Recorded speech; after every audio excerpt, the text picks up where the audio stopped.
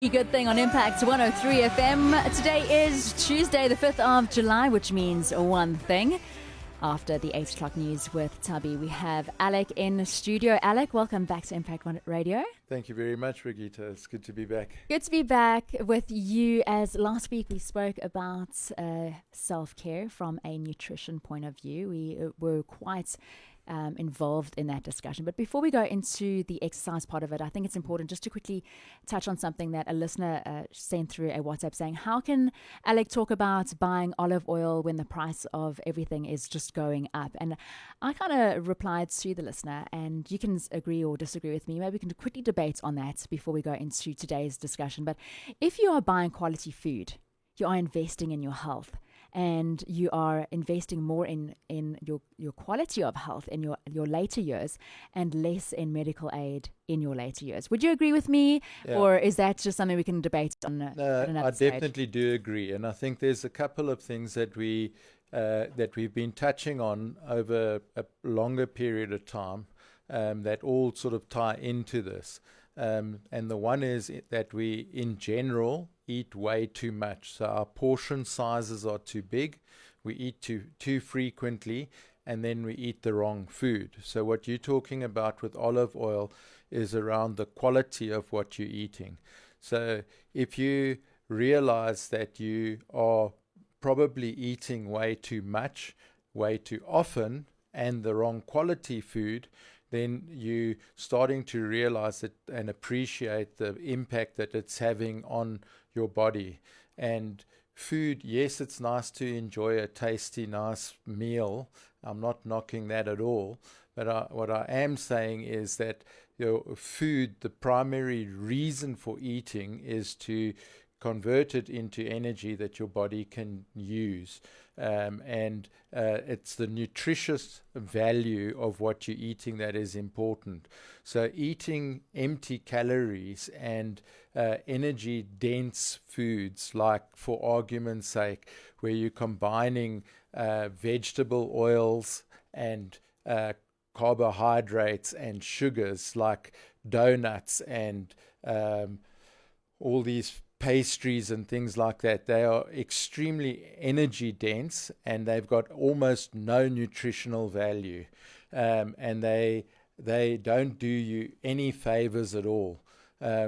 Olive oil is really good for you, and the jury's out, but on vegetable oils there's more and more evidence that the processing of vegetable oils and vegetable oils in general are not doing us any favors. So just to go back to nutrition, cut the highly processed, carb-rich, sugar-rich foods as far as possible out your diet. Eat smaller portion sizes and eat less frequently. Look into and experiment with intermittent fasting. And then if you are eating less food less often, you've got a bigger budget to buy better quality food. Exactly, and the quantity of that is less. But I just want to use that also as a segue going into what we're discussing today. With having nutritional food, you have more energy, and then you can actually go and do the exercises where you can do self-care. And that is what we need to be doing. We need to be exercising regularly. The nice thing that you said last week is when you start out training, you're not training for performance as of yet. You're training to increase your mobility. You're training to decrease your weight, whatever it may be. So you're not going to start day one to go and win a 10K race the next day. Yeah. The nice thing is that in this self-care process, be it from a cardio point of view or from an endurance point of view, which you are going to be speaking more on today, the thing is it's about getting into that habit. It's about getting into that routine. It's about getting stronger. Yes. It's about getting faster and fitter over a gradual period of time. It's not about running today so that on Saturday you can go and win the park run, for example. Yeah, I think people in general are looking that we're very predisposed to trying to be as comfortable as possible. And so whether we're using the escalators or a lift in preference to using the stairs, or whether we prefer to be snuggled in winter under a blanket watching TV instead of going for a walk outside in the cold. We want to be comfortable, and your gains are to be had on the other side of discomfort. So growth, whether that's spiritual and mental growth or physical growth and improvement, you need to get used to and enjoy being experiencing a level of discomfort. So if you're looking at strength training, you only gain through repetitive exercise and getting progressively heavier and harder. But what people miss out on, and this was where we started out last week, is reframing exercise, physical fitness, from being sort of something that eats into your leisure time to being something that is essential for self-care. And the emphasis there is on being physically active and finding activities that you really enjoy doing. And there are so many sports and activities that have got social interaction and you can enjoy with other people, and that you can become more physically active. So if we looked at exercise, what we were saying is that you're supposed to start out with training and exercise and physical activity to improve your health, then your mobility, then add strength into it, and only after that do you end up trying to performance. And when you're getting to performance, that's only really when you're starting to train. So there you've got a structured approach, you've got a planned approach, and it involves repetitive exercise so that you can improve. So people want to jump in with exercise as to improve performance. They should actually be starting out to just improve their health, go for a walk, get outdoors, get more physically active, and enjoy it. And over time, you'll get to the point where you want to improve your performance. Alec, there's a key phrase that you used in this discussion now, and that is social interaction. You do not have to do exercise on your own. Some people love it. Some people find it as it's just their time just to think, their time just to get away from the busyness. But it's also so important also from a social interaction point of view.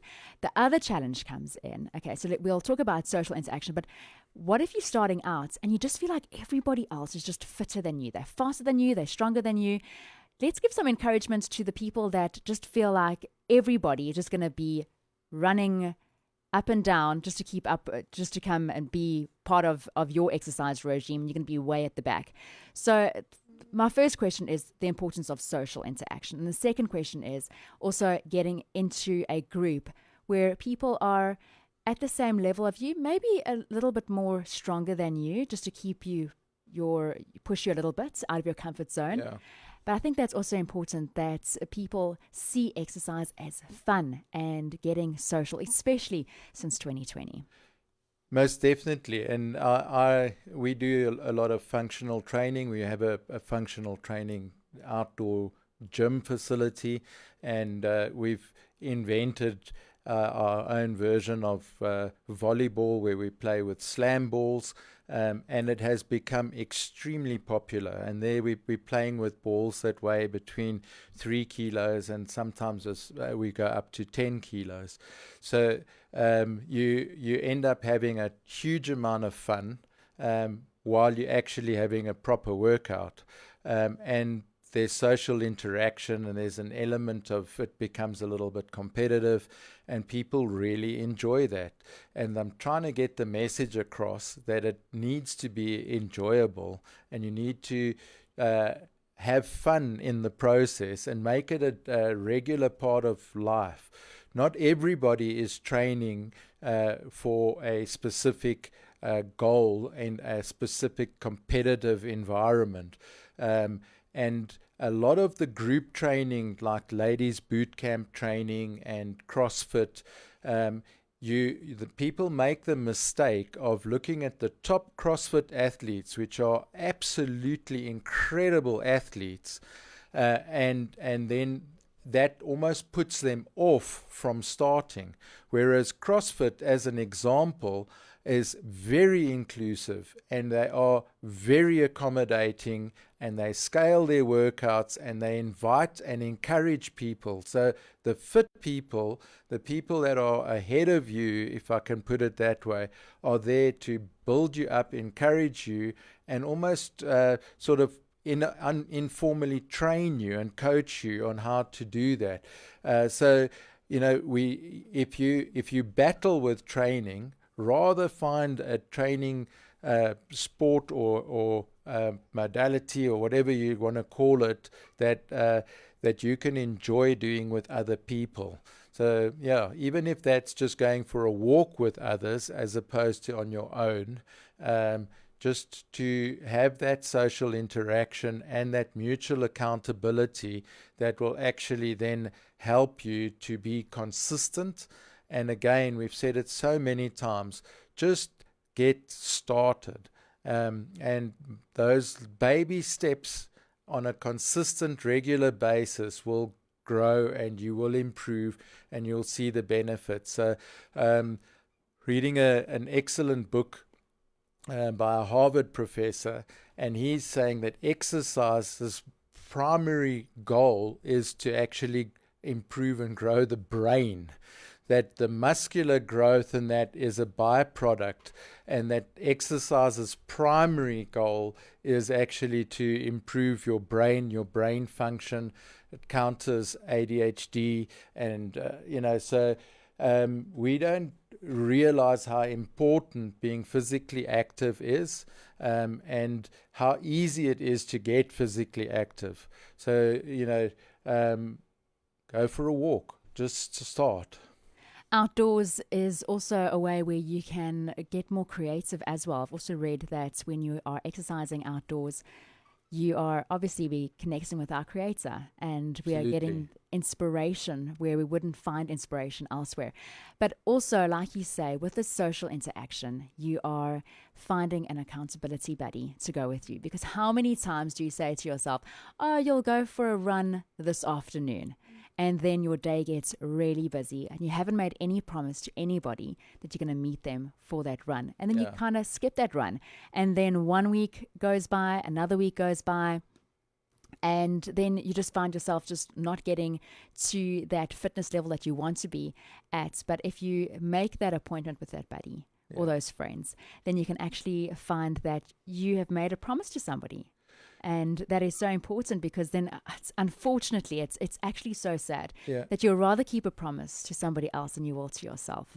That's the big thing. So you actually hit the nail on the head there, because it's so easy not to be accountable to yourself, and to have goals and ideals and objectives, and say I'm going to do something today or tomorrow, and then things happen and you just don't get to it. So there's this whole thing, they call it Get Your 30, and it's about getting your 30 minutes of physical activity in every day, and to do it first so that you actually get it done.